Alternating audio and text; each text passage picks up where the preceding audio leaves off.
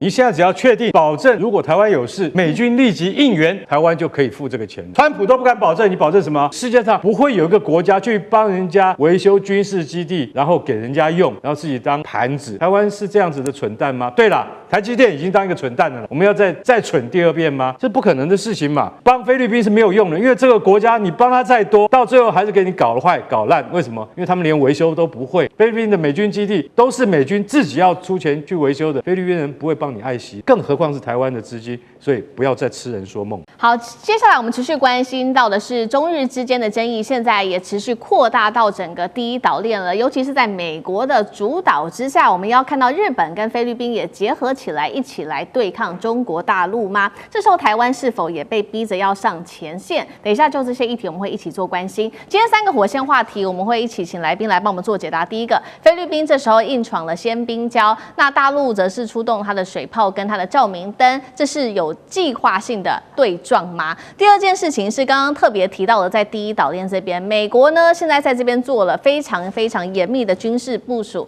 美日菲做了一个反舰导弹的一个部署，特别是在第一岛链这边要一起来联手对抗大陆。等一下会一起来看第一岛链的飞弹网是真的能够封锁中国大陆吗？还是把南海推向更危险的战争边缘呢？最后我们今天也会来关心到的是，台湾现在说呢，被美国要求要出钱去升级菲律宾的基地，是买安全还是被拉去当第一岛链的提款机啊？这些议题今天都会请来宾来帮我们一起做解读。赶快来看到现在在南海中菲之间再度爆发了全面性的冲突。首先菲律宾指控他说呢，24艘的菲国渔船在鲜滨礁的附近遭到了大陆的海警船发射水炮做攻击，一共造成3名的渔民受伤，还有这当中有2艘的渔船严重的受到了破坏哦。那么中国外交部于是呢，就是立刻发出了声明，特别去反控说菲律宾才是组织了大量的渔船在这边有计划性的滋事，并且挑衅，组织还包括了这个冲撞鲜滨礁的西湖等等。在大陆的多次警告之下，仍然是不离开，甚至他们中方还说菲律宾的人员持刀威胁海警。好，冲突不是只是我们看到的在海上而已，我们来看到空中的话，我们看到的是同一时间，菲律宾一架巡逻机也抵近了主碧礁的上空，那中方是立刻派出他的巡逻机发射了3枚的照明弹，那么要求才让这个菲国的军机转向飞开了。所以节目一开始要特别来看到菲律宾这一系列的动作是为了捕鱼，还是如中方所说的要制造事端？小马可是在这个时候他的政治目的到底又是什么？又有哪一些利益呢？大师怎么解读？我想这个当然是菲律宾方面要借机生事，然后让在南海的冲突维持一定的频率跟一定的强度。在这个情况之下，他才可以从美国、从日本方面得到很多军事方面的援助。如果小马可是这个时候放弃了他在南海的这个所谓的骚扰的政策的话，那他可能这跟日本跟美国军方的一个连结点可能就会断掉。所以这件事情，菲律宾始终他幕后的这个总导演还是美国。那日本现在也很支持在菲律宾在南海的立场。那目标都是针对中国大陆，所以呢，我想就是说，马可斯除非他面临了更多的压力，或者说内外的这种突发的状况，我想他在南海定期、定时、定点的这样子的挑衅行为是不会停止的。那这次发生在这个鲜滨礁的部分，其实去年那个冲突的状况更大，因为去年的时候。这个鲜滨礁，因为它距离巴拉望省菲律宾的这个离岛巴拉望省大概只有75海里，是相当的近所以去年在9月的时候，那个时候事实上那有一艘这个菲律宾的海警船叫马拉鲁瓦号，事实上就停在那个沙滩那个鲜滨礁待了相当长的时间。那个时候，这个外界都判断，那可能菲律宾想制造第2个马德雷3号事件，也就是非法做礁、坐滩。那在中国大陆后来在用这个强制的驱离，还有这种断水、断粮、断电这种方式，那么那这一艘菲律宾的海警船现在吨位相当大的，那么才在那边这个宪兵礁待了差不多将近2个月的时间才最后被迫离开。所以宪兵礁是一个很容易对菲律宾来讲，因为距巴拉卫岛比较近，它很容易采取动作骚扰行动的一个地方。那这次是有20艘左右的渔船，那么在这个地方非法捕鱼。那中国大陆派了海警船跟这个海上民兵前去取缔。那大陆方面的报道，就菲律宾的这个渔船拿了大概差不多有大概长刀拒绝反抗，所以中国大陆最后用这个水炮，还有这个强制驱离的才把这些非法骚扰的这个菲律宾的这个渔船给它赶走了。当然，菲律宾认为就是说这个是他们的这个领海，这个他们有权捕鱼。当然，这个是中国大陆是绝对不会接受的所以你进入到中国领域，非法进入就是驱离。那这件事的话，就是说可以证明，就是说菲律宾其实在南海的动作是不会断的。另外，在这个主碧岛上面的这个菲律宾的这个公务船的巡逻，因为主碧岛现在是中国大陆在南海的小三角部分，主碧、永暑、美济3个岛，现在都已经怎么样？原来是礁，现在都已经变岛了，大概都有差不多4平方公里大3-4平方公里大。那上面的设施非常的周全，它有这个有这些停机坪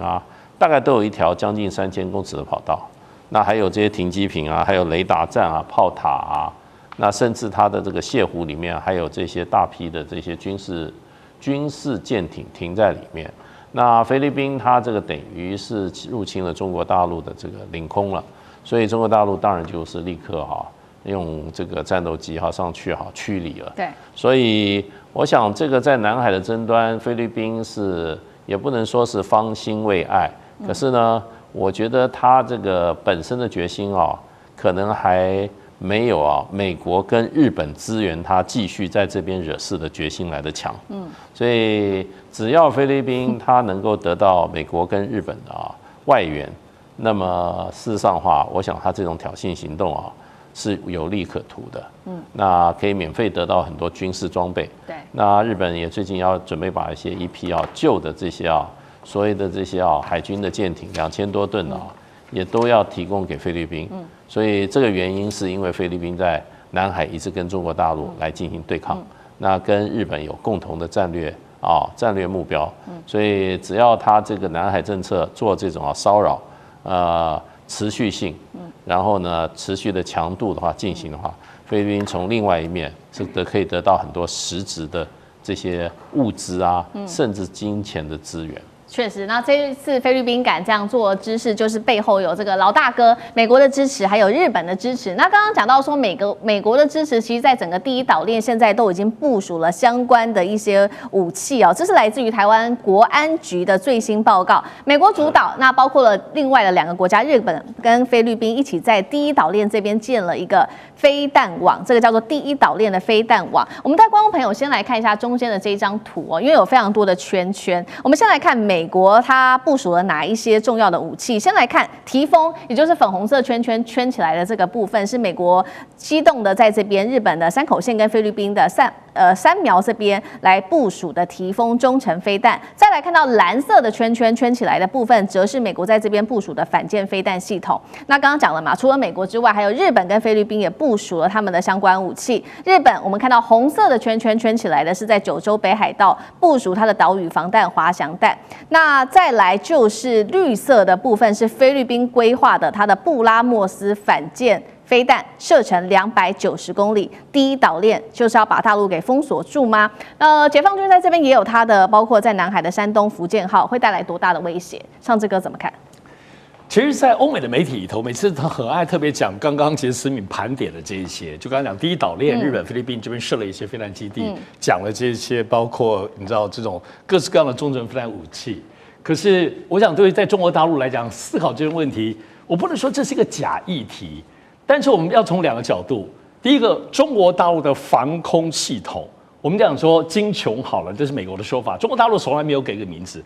我们今天讲防空，中国大陆有多少很厉害的防空飞弹？我还是盘点一下，最厉害我们讲红旗9B， 红旗9B 是200公里就打过来，它是我讲防空哦，不是讲攻击哦。红旗9B 200公里就把你拦截了，红旗22 100公里把你拦截了，红旗12A 40公里把你拦截了，红旗16是海军、陆军都可以布的防空体系哦。另外红旗19。超高音速飞弹，它也这样把你拦截，更不要说还有那种小的飞弩6啊、FK3000，还有俄罗斯制的 S300、S400。我刚才讲的防空，还没有讲到中国大陆攻击。所以这些飞弹网当中，无论你是要打中国大陆陆地，或刚刚讲你要打航空母舰，大家要了解到，我想也已经了解了。从巴基斯坦先前已经告诉我们，中国大陆是这样子：第一个，它是体系化的作战，以及多层次的防御。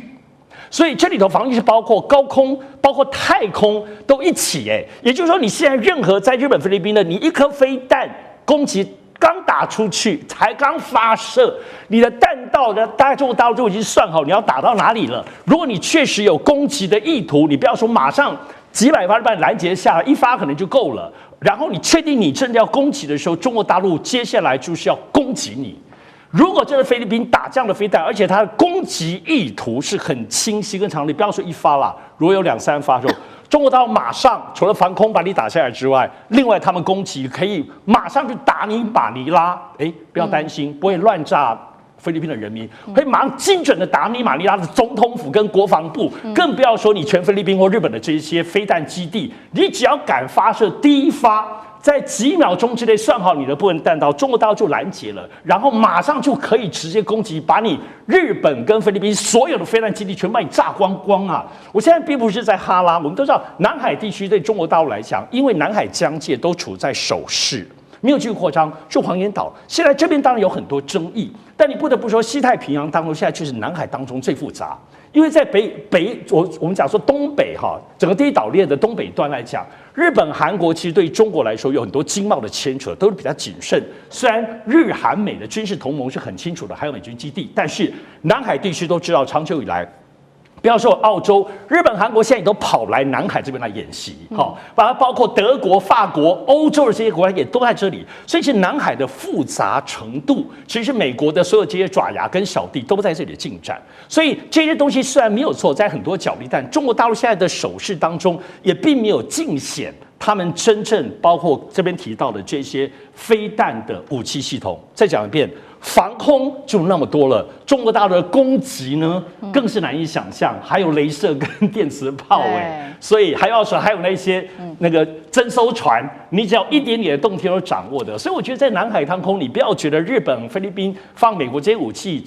这些小爪牙就可以耀武扬威，你只要有一点点的动作，即使你误发误射，你就要付出 N 倍的代价。那台湾呢？台湾会不会是也要跟着付出代价呢？因为现在不只是日本跟菲律宾在美国主导下部署的这些武器，现在有一个说法是台湾可能也会包括了这个是日经亚洲抛出的震撼弹，这样说，他说美国国会旗下的这个美中经济及安全检讨委员会最新报告是建议国会说你们赶快透过外国军事销售的管道，把吕宋跟巴拉望岛基地做升级，这样子的一个计划出售给台湾吧。用白话文来说，就是台湾出钱，美国承包，最后菲律宾受益。我们来看到的是，薛瑞福也直接说了，一旦做出防卫台湾的政治决定，这直接关乎美国捍卫台湾的能力。这个交易到底对台湾来说合理不合理？干哥怎么看？好，那薛瑞福，你不要讲瞎话，对不对？你现在只要确定你保证，如果台湾有事，美军驰援美军立即应援，那台湾就可以付这个钱了。你能保证吗？川普都不敢保证，你保证什么？所以我今天讲一句实在话，这些政客，拜托，这个单位还真的是华府认证的单位，它不是一般的什么智库讲的话，它是属于美国国会山庄旗下的一个机构，叫做美中经济暨安全检讨委员会。那这个单位，其实老实讲，美国有很多这种奇奇怪怪的单位啦。这个单位就是干嘛？放话，告诉你台湾，你现在要扮演什么角色？我现在在菲律宾这些基地我们美军已经花太多钱了，现在换你出。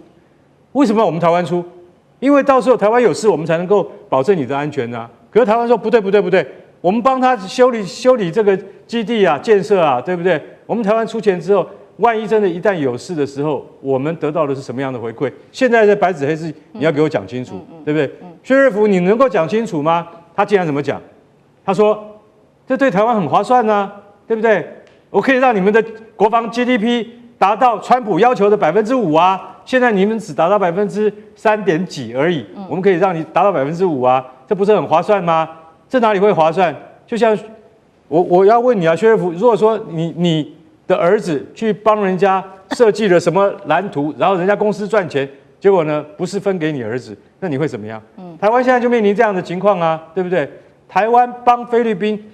建设仓储与军事基地的维修、跑道的整备，如果这样子，我们就可以得到什么利益？你要在合约里面讲清楚。如果不能的话，你不要信口开河，因为这是什么？因为从来没有一个世界上不会有一个国家去帮人家维修军事基地，然后给人家用，然后自己当盘子。台湾的就是我们常常讽刺别人，你是个盘子。也就是你是个250，帮人家付钱啊，然后自己什么也没得到。台湾是这样子的蠢蛋吗？对了，台积电已经当一个蠢蛋了啦，我们要再蠢第二遍吗？这不可能的事情嘛。所以我认为说，不管菲律宾啊，而且我可以告诉你，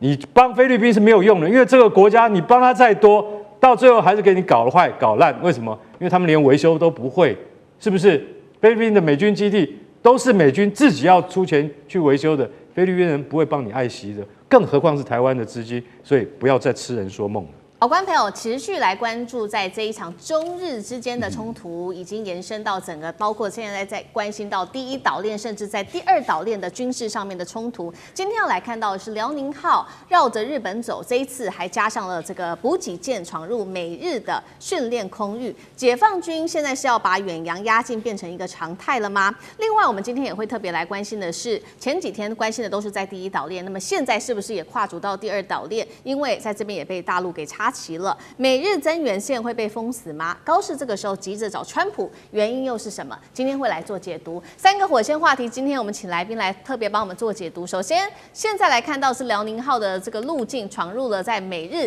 原本的这个训练空域当中，而且加入了刚刚提到的补给舰。解放军是在测试远洋要把它常态化吗？到底会在这边走多久呢？是要打破日本的整个防线节奏吗？美日台海这个增援的这个援助线会不会遭到封锁呢？第二件事情来看到是在第二岛链，现在又发生什么事情了？来看到大陆现在密集的在这个地方密克罗尼西亚，也就是2战日本跑道这边重建哦。这个地方很关键，因为它其实在第二岛链离关岛只有仅900公里而已。大陆是在对美军太平洋后方来直接亮剑吗？最后，我们今天也会来关心到，在6号的时候，大家还记得吗？当时解放军它的这个军机，也就是歼15的雷达，不是锁定了日本的 F-15整整30分钟的时间吗？日本第一时间其实一开始没有说太多话，但是几天之后，小泉也出来说话了。小泉特别有提到，中方啊，确实他们是有通报那一天会做演训的，但是小泉也说了，中方没有给任何有关于空域时间跟坐标这场演习的相关资讯。这样子的一个发言是代表说，大陆方面资讯的疏漏，还是故意让日方没有办法去避让呢？高市这个时候急着找川普来见面，原因又是什么？今天都会一起的来做解读。我们先来关心到辽宁舰的一个动态，因为这是来自于日本防卫省紧急证实的。辽宁号现在一直走，已经杀到了东京冲之鸟岛北方的一个海域，并且和补给舰一起来做会合。疑似呢，现在看起来它是不是要展开一个比较长时间，甚至现在预估啊，来自于日本防卫省的预估，可能长达1个月的远洋的一个行动呢？而且在过去短短3天，辽宁号的舰载机起降次数也非常的频繁，高达了140次。我们来看到日本的官员又怎么说呢？他说，现在如果来观察一下辽宁号的轨迹呀，其实是和当时美日这个演训的空域的轨迹是有相似的。我们来请导播 Q 到下一张 CG 来带我们看一下这几天辽宁号到底是怎么走的。来，我们请导播 Q 一下。好，辽宁号其实从12月5号到12月9号，来自于日方特别的公布，大概是这样红线这样子走的。好，那也就是沿着包括了日本，等于是绕着日本，然后也有经过在这个宫古海峡这边，然后呢一路的往这个琉球的南方，再往刚刚提到的冲之鸟岛的北方来做这个路径的走啊。那么大家也在看说辽宁号的轨迹是不是有意要侵入，也就是这个美日原本的演训空域跟舰载机在这边做起降，他认为这是一个挑衅的行为。我们来回到上一章，那其实呢，现在更让美日非常紧张的事情，还有就是在琉球的东南海域。东南海域这边之所以重要，是因为它是美军横须贺航母群还有日本舰队南下支援台海必须要经过的地方。但是看到解放军的各种武器现在都摆出来了，不管是055啊，或者是052D 等等。中国媒体形容这是行动版本的封锁行动，而刚刚提到的，其实这个解放军对于美日的警告，不只是在第一岛链而已，是不是也包含现在还有第二岛链呢？因为地缘专家这边也做出了一个评估，说中国大陆现在正在这个地方密克罗尼西亚重建2战日本帝国的机场跑道，这个地方离关岛第二岛链只有900公里而已。我们来看到跑道的规模，包括了它的长度啊1000公尺，宽100公尺。过去美军曾经试图要去修复这个地方，所以节目一开始我们要特别来请教将军怎么看辽宁号这一次闯入美日的训练区，是在测试美日的底线吗？加入了补给舰所代表的意义又是什么？厉将军怎么看？我请导播把刚才那张辽宁舰的航行图，那张西机帮我们放出来。我跟各位报告一下这是这个美日这个联合演习的位置就是在12月6号到12月7号这块区域，美日在这边做这个联合的军演，那总共划分为3块区域。那很明显的，辽宁号从他们中间切过去了。这要勇闯3关这个我如果说是关羽当年过5关斩6将，他虽然说没有斩6将，但是也勇闯3关，从这边闯过去。在我们看这张图之前，我再给各位看一张图，非常巧妙。大家记不记得高市早苗什么时候上美国的华盛顿号航母去？大家记不记得那时候他跟川普2个坐着直升机，还在这个军舰上面这个手舞足蹈在那边跳舞。那天是10月28号，完了以后，川普就到韩国去参加 APEC。可见的华盛顿号航母那时候是停在日本横须贺这个军港的那我给各位看一下，因为这个最新的讯息来讲，因为这个还没有办法掌握到后续的建制的活动，我现在这个讯息只有到12月7号。那你看，在太平洋这个西部来讲的话，中国的辽宁号正在跟美国的华盛顿航母两者正在跳一场 tango 的舞我们看一下。这个12月4号的时候12月5号的时候，辽宁舰还在这边正要出发。那12月4号的时候，华盛顿号在哪里？在关岛。我刚刚讲了，他之前在横须贺，他为什么这时候到关岛了？表示他是不是已经知道有这个默契，知道说是辽宁号要从这边过来，所以他先避开了他先避开了，就是跳tango嘛，你进一步我就退一步第二个来讲，我们看辽宁号12月7号到这边的时候，那这个时候这个华盛顿号他开始准备要回去。12月7号他到这个位置，准备要回华盛顿航母。这时候辽宁号干嘛？我们再回到刚刚那张图，我给各位看一下，你就知道我用这张图来看，好，各位可以看到这个时候辽宁舰掉头了，他不再往北了，他回头，就可见得说是他要过来的时候，这个华盛顿号让开，华盛顿号要回去的时候，他往南走双方都避开。那双方来讲是巧合，还是双方有事先沟通过？这避免王见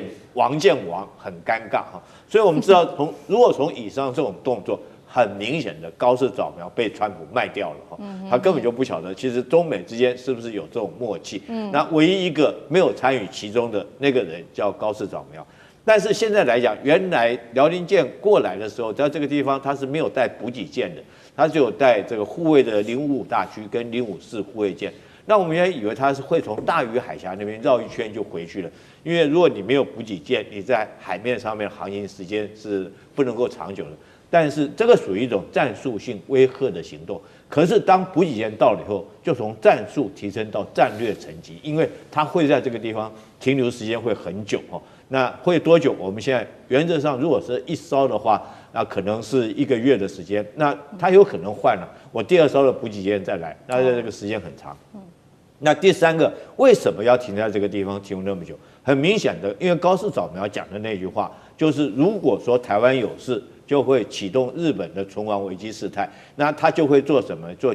可以行使集体防卫权。什么叫行使集体防卫权？顾名思义，就是联合美国、日本还有台湾来共同跟解放军来这个对战哦，所以叫做集体行使防卫权。那日本来讲，如果说要介入台湾军事行动要介入台湾的话，很明显，他一定不管是美军从横须贺军港要下来，或者是日本的军舰从这个东京湾各个军港会往南行驶。那各位可以看到哈，如果这时候我们看一下，如果这个时候哈，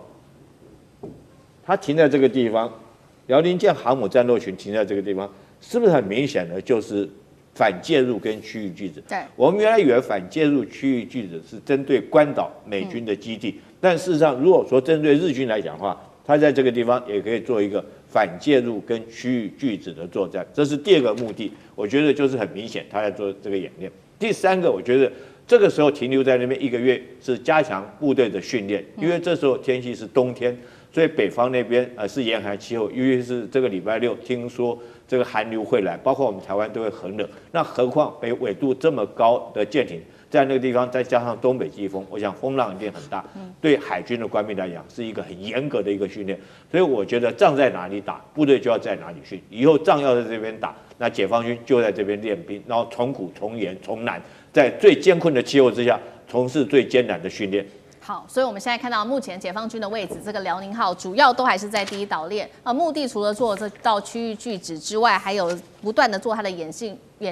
做它的训练。那另一方面，我们也来提到的是说，会不会它已经不再只是存在第1岛链而已？现在呢，它把它的势力扩大到第2岛链。我们要来持续关心的就是大陆现在在密克罗尼西亚重建的2战当时的日本的这个跑道。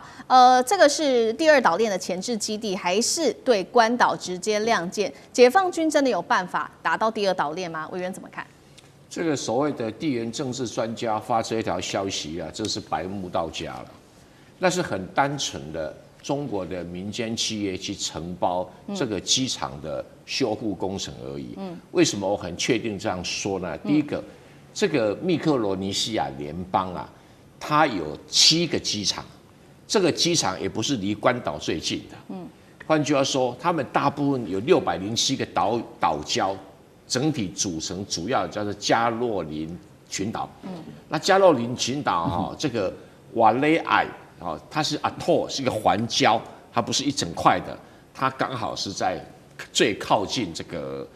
西边的，而它北面呢还有2、3个机场离关岛更近。所以我不知道他在讲什么。好，那第一个，它有7个机场，它不是唯一的机场。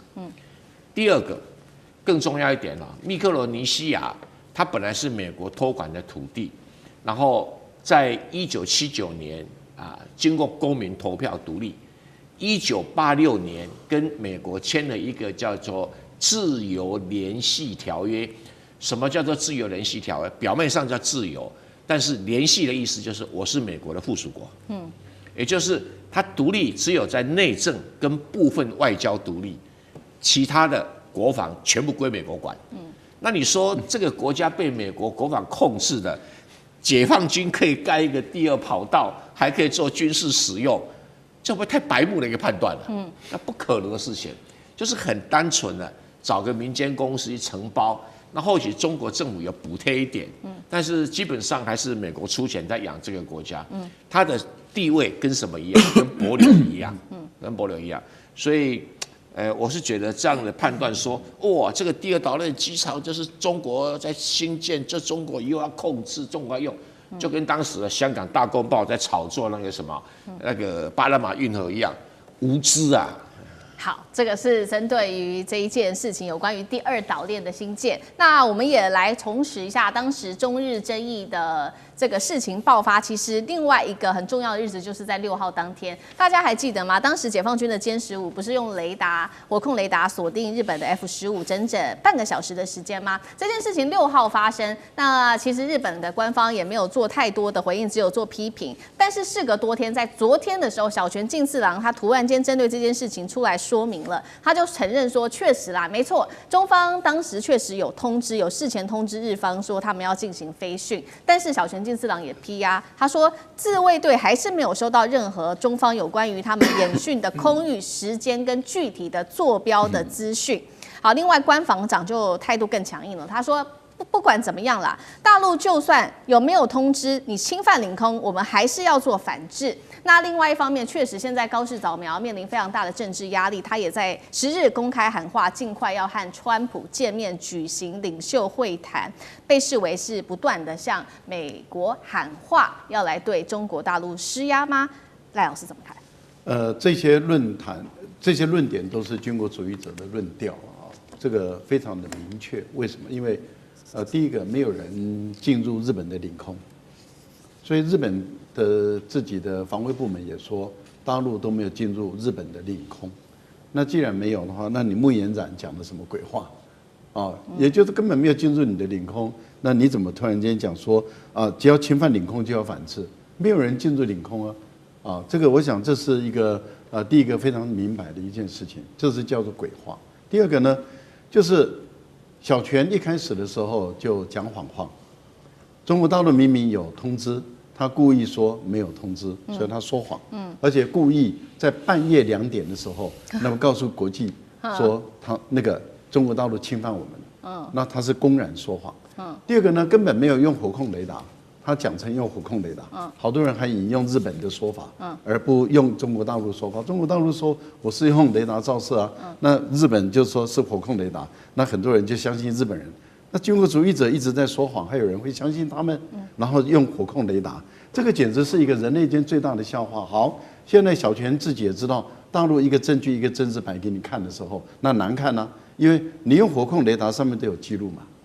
那不是火控雷达嘛。所以他自己就悄悄的又改变成为叫做雷达照射啊，这个就是日本军国主义者他们一贯的伎俩。好，那现在的问题是这样子，他现在2次说谎都被打脸了，那怎么办？就只好硬凹，说你没有告诉我具体的坐标。我想请问一下，航母是移动性的，你刚刚看到一个航机图，你已经告诉我们了，他从12月6号以后到7号的时候走了600公里。12月6号到7号走了600公里，都在移动的时候，我还告诉你我的航向啊！这全世界哪有这种事情？我还告诉你我的航向，这个简直是人类间更大的笑话。所以这个人讲的都是没有知识，连常识都不如的一个笑话。这我觉得这是另外一个部分。第三个，11月7号，当你高市早苗开始在挑衅中国大陆的时候，中国大陆3艘战舰都已经穿越你大隅海峡到你的青津海峡了。这个等于是2国之间的军事的紧张关系已经拉高了，你就自己知道说，如果你要再去惹的话，那情况就会恶化。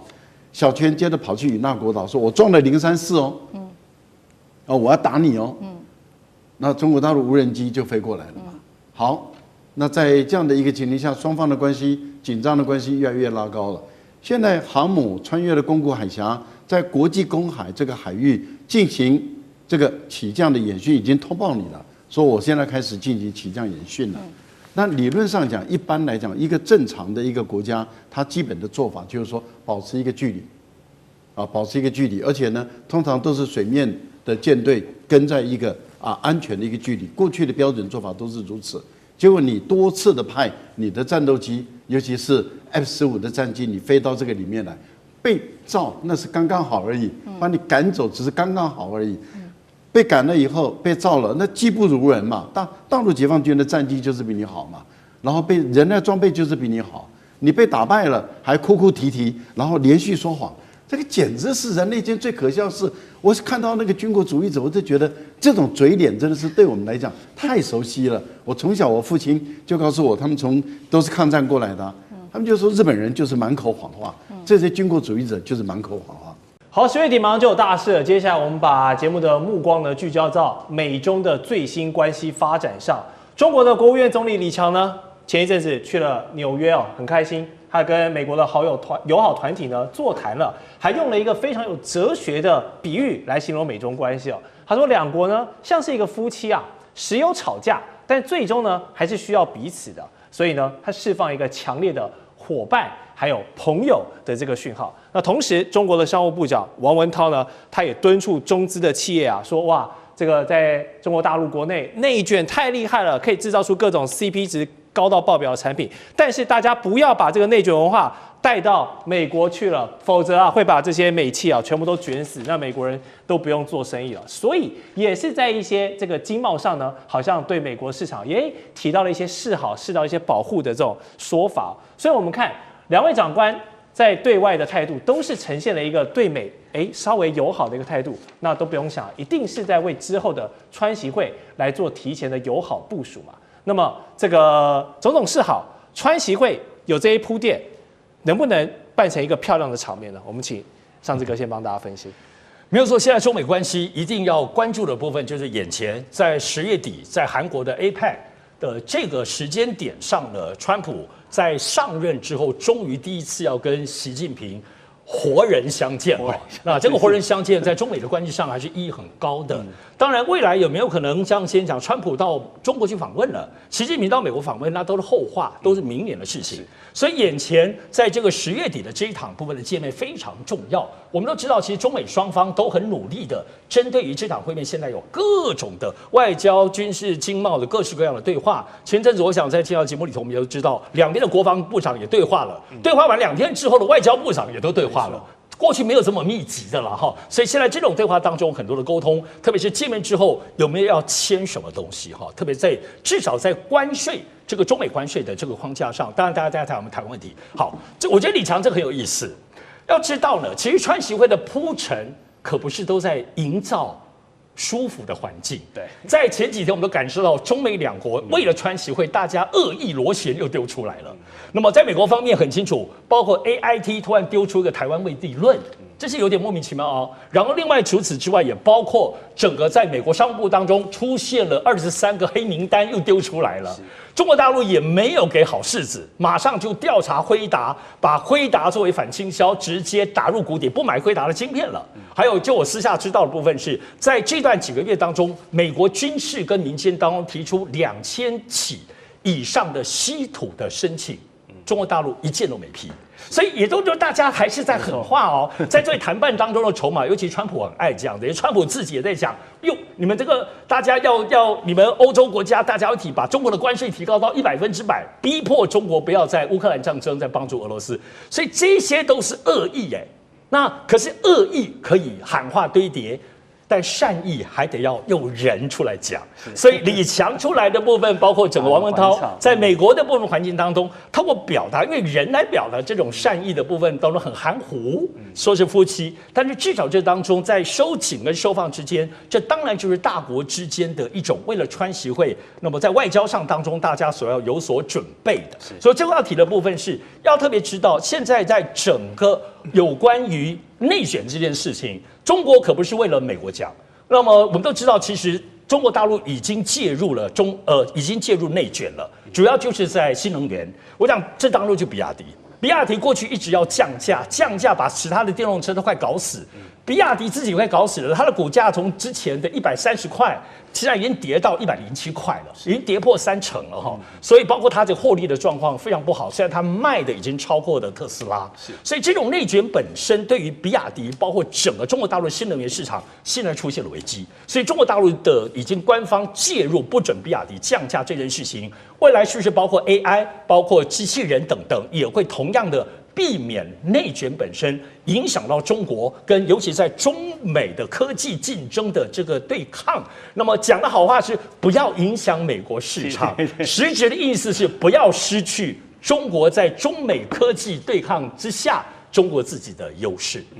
好，那么刚刚山德哥帮我们提到，现在因为要铺垫川习会啊，所以双方从科技、从军事到外交各个领域都还在针锋相对，同时也释出善意。那北京这边做了什么事情呢？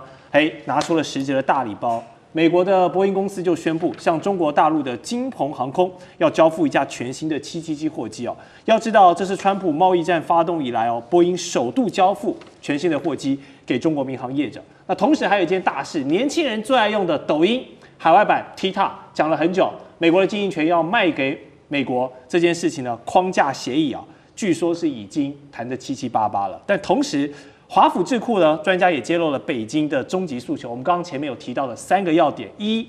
要调降美国对中国的关税；二，尽可能要取消这个出口管制；还有政治意味最浓的，还有跟我们这个台湾息息相关的，就是在台湾议题的态度上，要从不支持台独转变为反对台独。好，北京提出的这3大诉求，跟川普来谈，那这举动当然跟我们确切相关，就是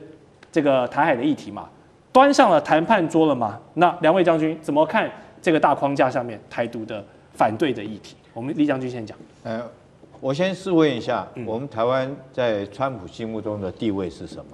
我们有什么这个筹码？有什么这个成本？我们可以就晶片美国来讲，对，好像我觉得有2个。第一个就是我们有晶片制造能力，美国需要这个晶片。是，但是你现在发现说，美国川普已经叫我们把台积电很多都已经搬到美国去，变美积电哈。另外第2个来讲，我们看到美国在培养他们自己晶片公司 Intel。那大概就是美国自己也入股了嘛。前一阵子我们也听说，包括叫 NVIDIA 黄仁勋也要入股哈，他在扶持自己的晶片制造业。这是晶片。那我们以后来讲，如果说台湾还不能够再保持台积电这种晶片制造的领先地位来讲的话，那我们台湾在美国川普心目中有什么？大家不要忘了。川普在第1任的时候，这样讲到台湾的时候，他指着那个原子笔说，台湾不过就是像我这个圆桌、办公桌上面的一个原子笔尖而已，在他的观念上面就是这样。第2个来讲，其实我们台湾有一个价值哈，那大家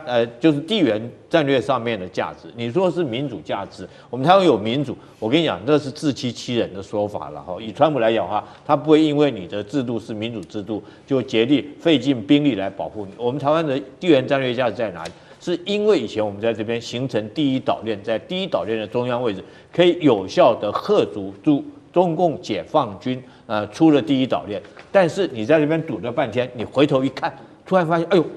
这个后面全部都是解放军的，这个航空母舰都在我屁股后面了。那你认为说地缘战略上面，我们台湾现在还没有这个价值在里面？那可不可以用交换的方式？我们不要忘了，川普本来就是交换的个性。我们看他对乌克兰来讲的话，之前对不对？他提供对乌克兰来讲的话，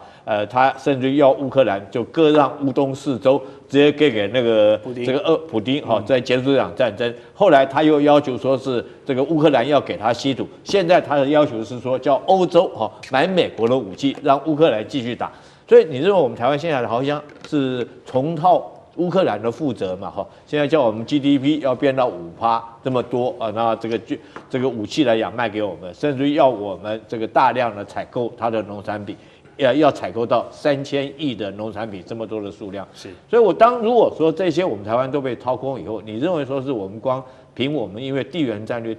因为时空因素，我个人认为说已经不存在这个封堵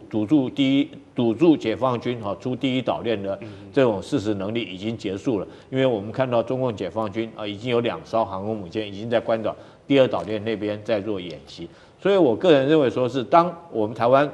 在川普心中已经失去利用价值的时候，会不会这时候就很容易被川普出卖掉，拿来当做交换的条件？是。那张将军呢？我们台湾在这个谈判桌上的筹码，我们是一张好牌吗？我认为这个弃台论也好，还有这个筹码论也好，甚至我们想到的利益交换说，都会有间断都会出现在各种媒体或者是这个学术的研讨会的会场。我认为，但是有几个我认为可以做参考的警讯。就第一个，这个搁置对台的军援，比如4亿美元嘛，就相当于122亿台币搁置军援，那不是讨好中国大陆吗？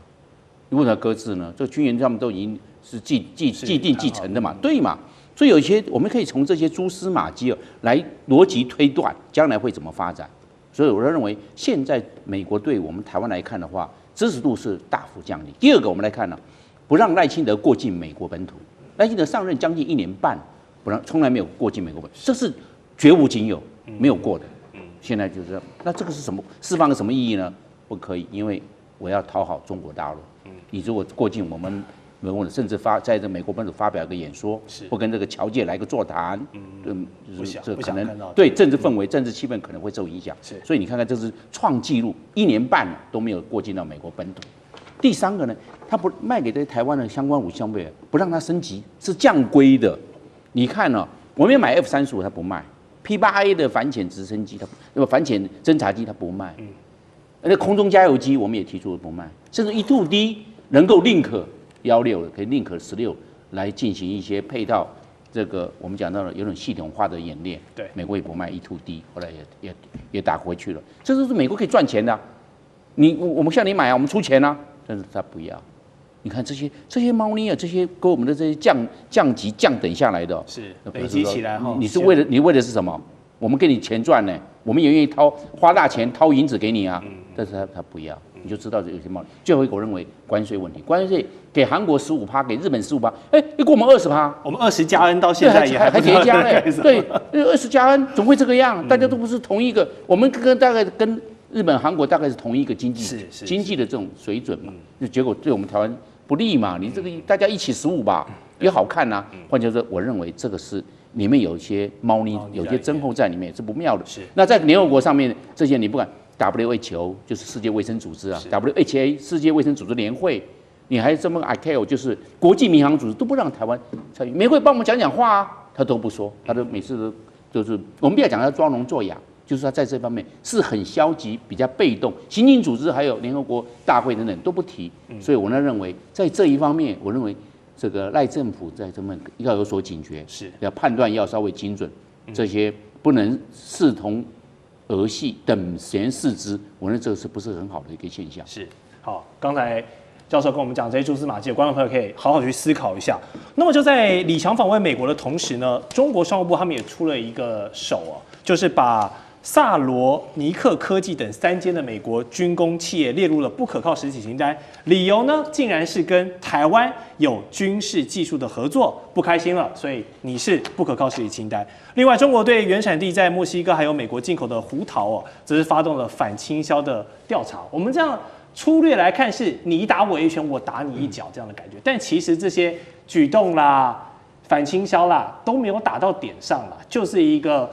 怎么讲？没有致命性的一个反制而已啦，大家没有做到打蛇打七寸这样下死手，可以理解是为了川协会在铺垫啊，所以现在双方都还在克制，真正的大杀器还没有出来吧？哦，我认为真正大杀器的话，现在是一则一则在亮哦，等一下来跟各位做说明哦。简单的说，美中2个国家，一个是最大经济体，一个是第2大经济体。所以2个在大原则上面的话，就如同李强所说的，如同一对夫妻，最终需要彼此需要。可是呢，你给我实体清单，我给你实体清单；你给我穿小鞋，我就给你穿小鞋。小地方一直斗争。例如说，我们来看哦，美国现在很急的是在稀土这一块。那稀土这一块的话，据说是部分的发动机等等的用量到明年的3、4月就会用完，因为通常他们战略储存大概都说在1年左右哦，所以后面该要怎么走，这个持续要来做观察。但现在美国去封了整个小油包的一个所谓的油剂之后，其实对美国的影响也非常非常大。那中国的影响其实也蛮大的哈，为什么呢？中国现在的失业其实也在加剧当中，包括了纺织、包括了家具、包括了运动鞋。我们举最简单的 ，Nike 的股价从高点的160跌到最近是跌破70块钱了。所以呢，其实就整个过去是中国生产、美国消费，现在这条路也有点不太通哦。但现在有个状况是，美国还有办法再打嘛？因为美国这2个月的就业状况一直不太明朗哦。那我们就从回到主环境来说，主环境的部分的话，就是川普4月打关税，请各位，全世界只有一个国家是2次延长，中国2次延长，7月延长了，后面现在要延到11月。但各位，重点来了，这2天陆续很多事情陆续在明朗当中哦 ，TikTok 正式卖了。那 TikTok 正式卖的过程当中，川普签了行政命令完之后，他谈了习近平他知道。然后目前美国由甲骨文跟银湖资本来做接收，银湖资本负责出钱，甲骨文负责整个未来的整个内部的一个控管。所以第一个，过去 TikTok 新加坡控管会拉掉了，但 TikTok 能让 AI 不能让。我们在上次来的过程当中，我跟各位谈论过哈，这是史上第一次苹果手机没有去碰到华为手机的一个攻击，所以这次苹果手机的备料备得比较高。现在全中国都在准备做整个 AI 的升腾晶片，那为什么呢？据传目前在青海啊等等的一些电量比较多的地方，中国正在准备全中国的一个所谓的 AI 的一个资料中心。所以就大方向来看 ，TikTok 可以让 ，AI 不能让。大环境当中，双方还是斗而不破。好，接下来我们要持续来关心到的是中美之间的关系。现在川普对中的态度是全面降火了，怎么回事呢？另外也看到的是美中收兵会不会成为一个新的密约？现在担心的事情是台湾会不会被推向这个成为一个棋子，推向这个军费的深渊呢？另外一方面，台湾在最近可能宣布了这个小红书会做封杀，达到1年的时间，影响人数高达300万人。今天就两岸还有美中台3线火力同时升温，一起的来做关注。好，我们赶快来看到是美国总统川普，他为了避免今年好不容易啊，真的可以跟中国大陆敲出了这个中美稍微在贸易上休兵，结果川普政府是突然间踩了刹车哦。那我们看到他做了什么样子的一个动作呢？他说呢要暂停制裁中国大陆的国安部，另外呢他还说不推新一轮的重大出口的管制了。官方所有接下来和中国大陆有关的一些措辞都会变得比较缓和，并且来做修改。这边提到了包括缓和的项目，像是国家安全战略跟国防战略报告，只要是跟大陆有关的这个修辞，他们都会做一个比较缓和的修改。在这个时机点上，重点是川普啊，他才其实跟台湾刚签下了台湾保证落实法案。那看到这个签下去之后，贝森特就想要赶快缓和一下气氛，于是呢，签完之后没多久，几个小时他就立刻说了，美国同时是大陆跟台湾的盟友，而且我们的对外关系是没有改变的。但是重点来了，贝森特灭完火之后，媒体又追问他说，如果说大陆武力犯台的话，美国你是否会出兵呢？贝森特是指回了，这是假设性的问题，所以我不想要多做回应。这个讯号，我们现在也来做一下解读。台湾的保证落实法案当时是要求说，美国每5年可以重新检视对台的交往准则。但是另外一方面，我们看到这个对台湾来说，到底美国会不会真的保护台湾呢？来看到这个川普重返白宫之后，他一直避谈有关于军事协防要不要来保护台湾，他一直把焦点转向说，你台湾应该要提高你的国防支出吧，到 GDP 的10%。那确实，我们看到赖清德总统在最近也最新宣布了，2026到2033年台湾的军购总额持续的上升，达到了1.25兆元新台币，好，史上最高。美中现在休兵，川普则是全面的降火，这是真的停战吗？川普的布局是什么？接下来如何看美中之间的关系？张将军怎么看？我认为现在就是。中国大陆跟美国，尤其是美国对中国大陆采取的是一种柔性外交，它并不是这种刚性外交，或者是这种硬性的这个硬碰硬的外交。它这个现在美国要自己走的呢，它是从这个筹码交易之中啊走向双赢，是这个样。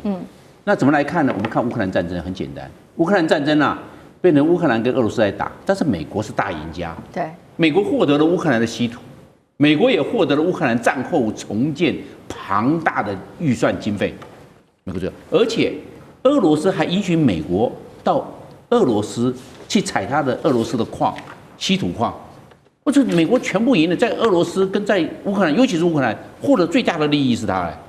所以我们来看哦，这个就是这个筹码交易，所以我认为哦，这个我认为这个3年。值得观察，因为现在是2025年的年末，你从2026到2028，我认为这3年的调试期，美国原则上是走柔性策略。你看乌克兰就是这个样。那现在我们来看呢，那第3个步骤是什么？我认为它会有代理策略、代理的行动、我们讲代理战争，一般讲叫代理战争啊，或代理人啊，其实我认为它是以代理的这种策略啊拖住对手，就好像啊。蚂蚁雄兵拖住大象，变成这个状况。蚂蚁雄兵拖住大象，就跟美国现在中国大陆怎么走呢？我也蚂蚁雄兵啊。中国大陆的西段交给印度来牵制，因为他们有领土的纠纷，将近通通加起来，东段跟西段加起来12万平方公里，他们这边由印度负责。那南海交给菲律宾来负责，那东海交给日本来负责。蚂蚁雄兵拖住中国大陆，那美国在后面呢坐收我们讲的这个军售的利益。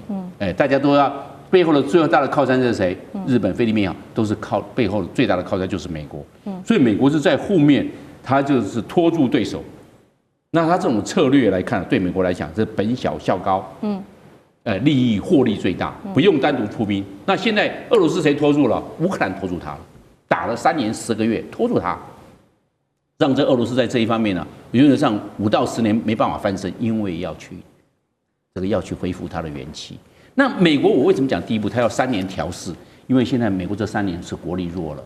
乌克兰战争呢，把美国的武器弹药都用的差不多了。包括卖给台湾的武器，它都拿不出来。为什么？往乌克兰战场送了。那怎么可以呢？往欧洲北大西洋公约组织送啊，他什么？所以美国这3年的调试期一定要去把握住，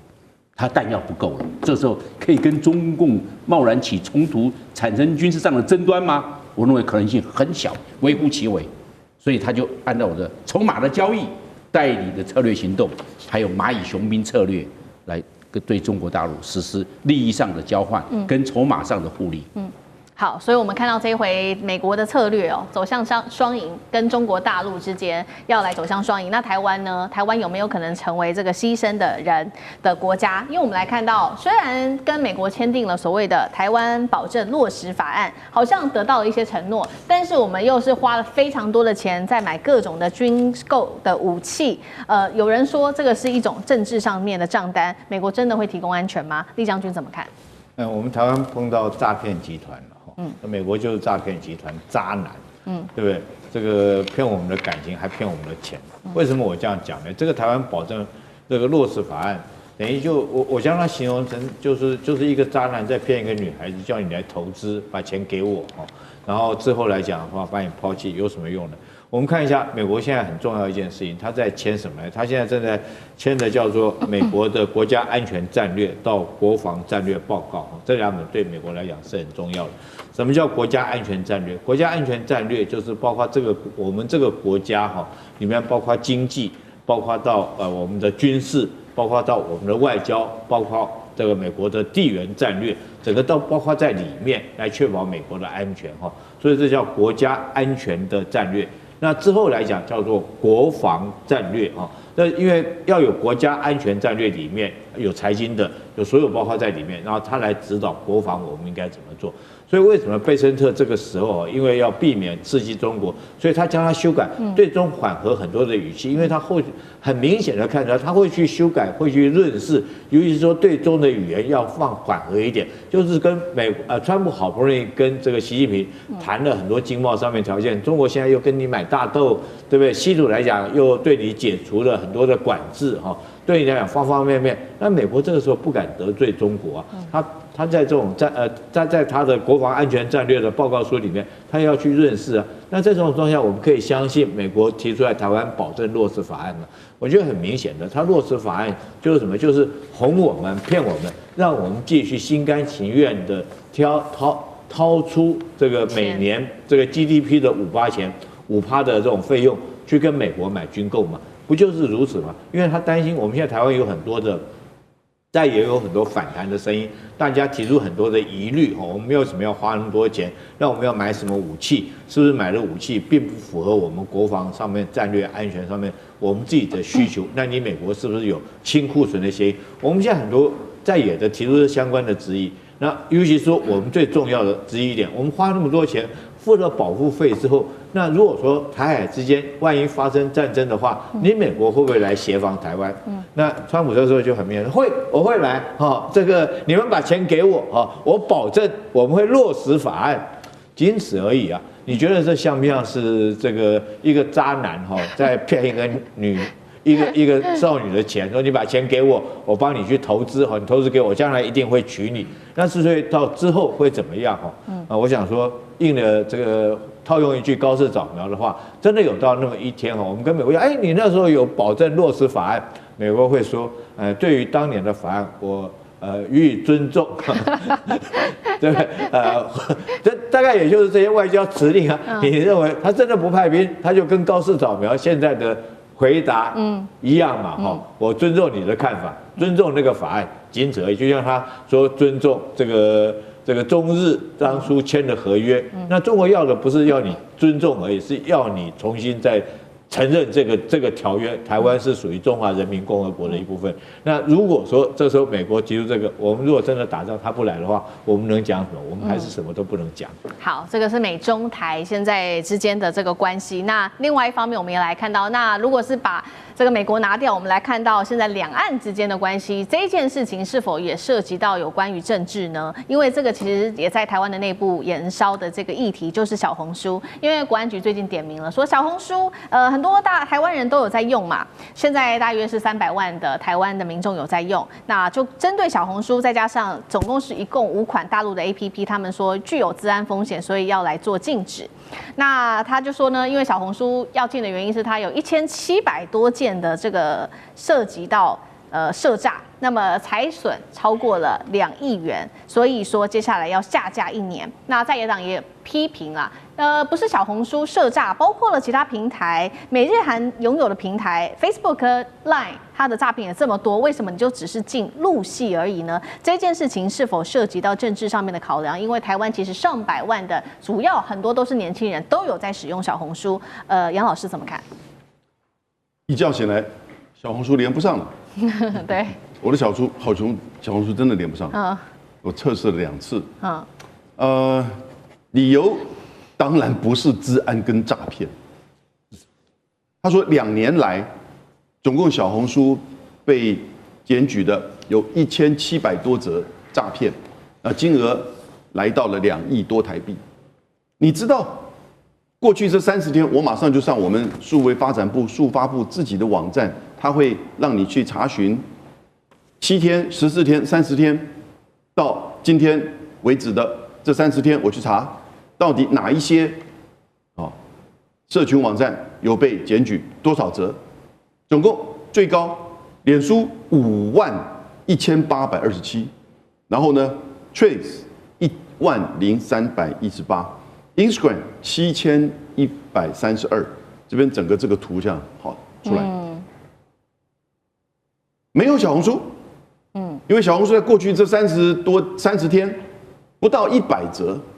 因为它2年才1700嘛，人家脸书30天就5万多，做折数呢，那我们1个礼拜台湾被诈骗的超过3亿，小红书过去2年才2亿，完全在比例上说不过去。用这个理由，我觉得年轻人不会相信的，因为小红书是一个生活指南。我有的时候上去看的时候，看的那个旅游啊，其实很巨细靡遗的讲一些东西，但美妆比它多了但是它那个运算呢很细，你慢慢的找出来的东西，它会很快的提供给你，而且广告比较少。我觉得政治的东西也不多，基本上就是个改良版的 Instagram，在日本、在美国现在都有在用。前一阵不是拜登要进 TikTok 的时候呢，美国很多人就转到这个 Redbook 的小红书去了。所以我是觉得，当然跟这个无关。而且最近这个新闻出来，就是美国一个 AI 公司要帮小红书在日本东京的资料中心去购买 NVIDIA 辉达的晶片使用，就表示说，美日中民间商业的运用，因为政治的因素，他们自己也找到了一个因应之道。有没有违反相关的规定？其实有争议，变成一个新闻的报道，但表示说有这个需求。那台湾这边呢，超过300万人，光去年呢就127万下载。所以我今天支持小红书带了一个这个，那因此我就回去书爬啦，看到原来8月份那个时候他们在推大罢免的时候，曹新成陈新就骂小红书，骂这个 TikTok， 说就使得年轻人不支持大罢免，应该把它禁掉。后来大陆这边有学者说，两岸的年轻人因为小红书等相关的，就是他只是讲出来其中之一相互的理解，彼此就不会发生战争。不发生战争不是好事吗？所以我觉得民进党这边其实接下来他就是为了这个选举，他就是禁止你两岸的年轻人、台湾的年轻人更了解中国大陆，然后彼此之间更没有仇恨，因此相互理解。我觉得政治的动机非常的明显。那接下来我就担心了，是不是抖音啊、淘宝啊都会被禁？